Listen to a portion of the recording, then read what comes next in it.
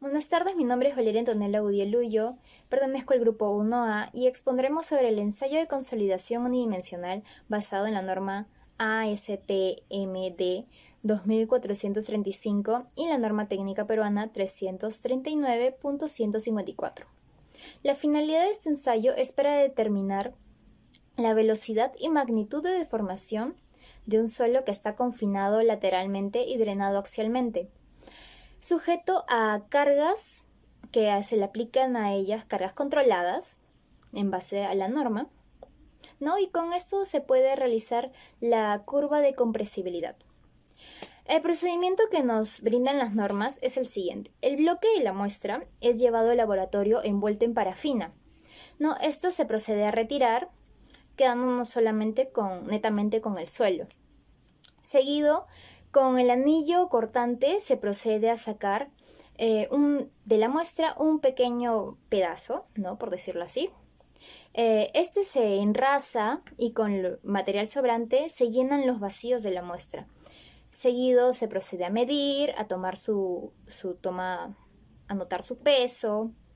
Seguido a esto se toman 2 o 3 determinaciones de humedad de la muestra, ¿no? Como dato inicial. Seguidamente se procede a humedecer piedras porosas, las cuales son necesarias para poder realizar el ensayo, y papel filtro. Ello se ensambla en el consolidómetro, la piedra porosa y el papel filtro, valga la redundancia. Seguido a ello, el consolidómetro lo ponemos en el dispositivo de carga, ya lo instalamos, junto con el deformímetro, ¿no? Seguido a ello, aplicamos cargas de 0 iniciales, de 0.05 para suelos firmes y de 0.025 kilos por centímetro cuadrado para suelos blandos. Después ponemos agua para saturar el consolidómetro y para saturar la muestra. Seguido a ello se aplican incrementos de cargas de hasta no más de 10.10 kilos por centímetro cuadrado.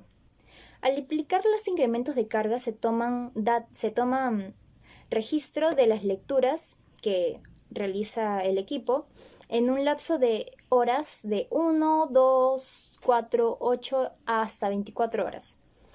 Cuando se proceda a descargar la muestra, se hace con una reducción de cargas inversa a la cual se ha incrementado.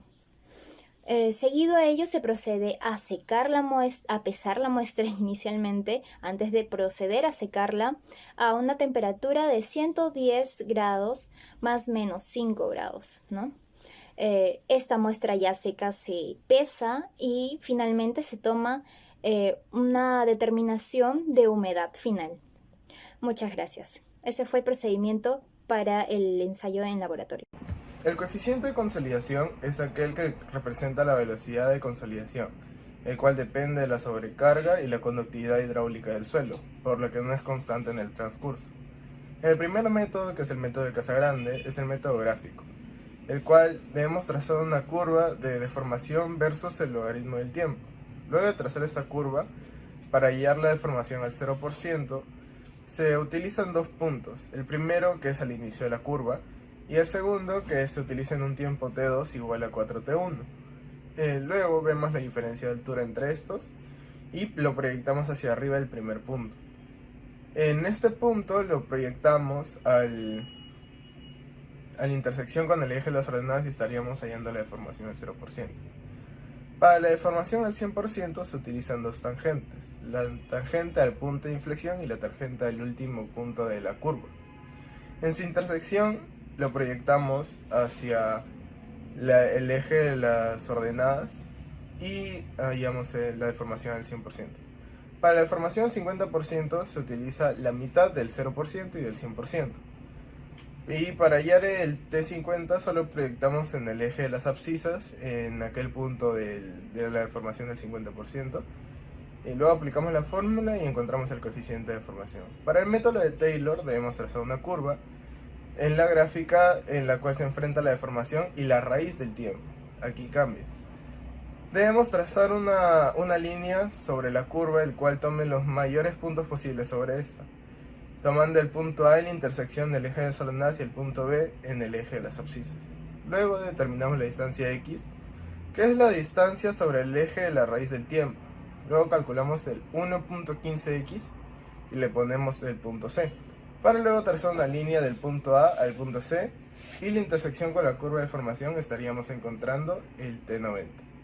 Luego aplicamos la fórmula y podemos encontrar el coeficiente de formación.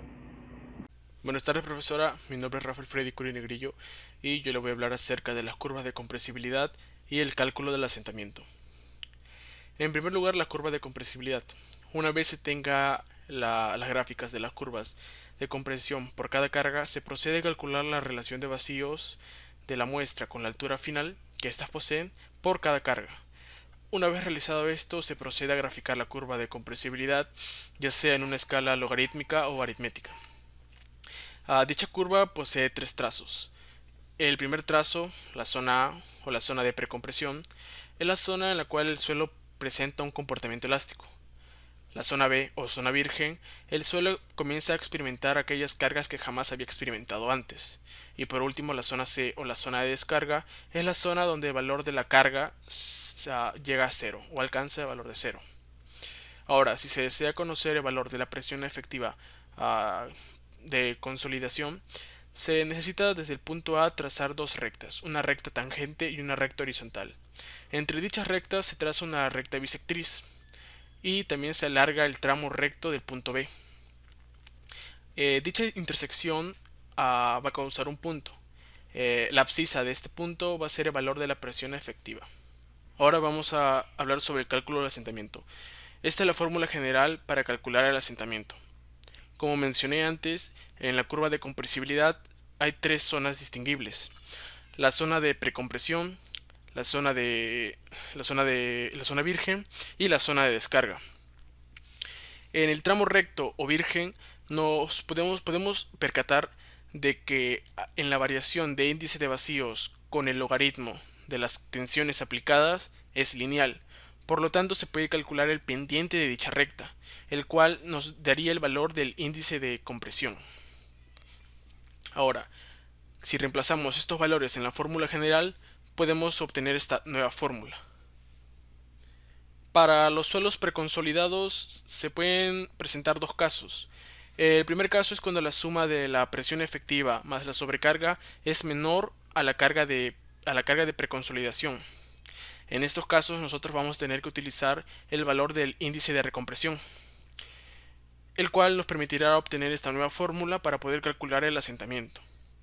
El segundo caso se da cuando el valor de la suma de la presión efectiva más la sobrecarga es mayor a la carga de preconsolidación.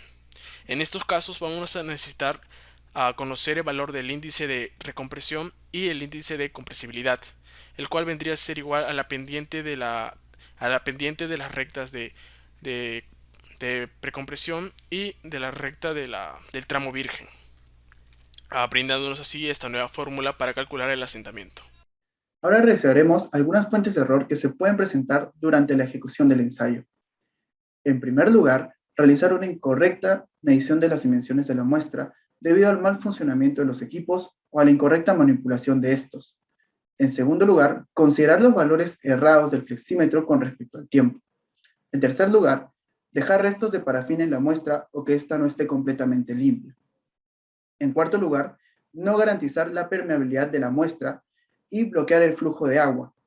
Finalmente, se puede cometer el error de omitir la anotación de las medidas después del proceso de carga y descarga de la muestra.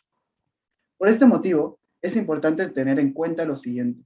Para comenzar, debemos manejar con sumo cuidado la muestra, pues si esta es alterada, sus características y propiedades variarán considerablemente. El ensayo debe durar como mínimo 24 horas para obtener lecturas de tiempo y asentamiento óptimas y suficientes. De este modo, predecir con fundamentos el posible comportamiento del suelo ante cargas de compresión. Además, es importante considerar la saturación del suelo. Por esto, se debe verificar el contenido de humedad al iniciar y terminar el ensayo a través del diagrama de fases. Finalmente, el ensayo se debe realizar con el equipo de protección personal adecuado. Muchas gracias.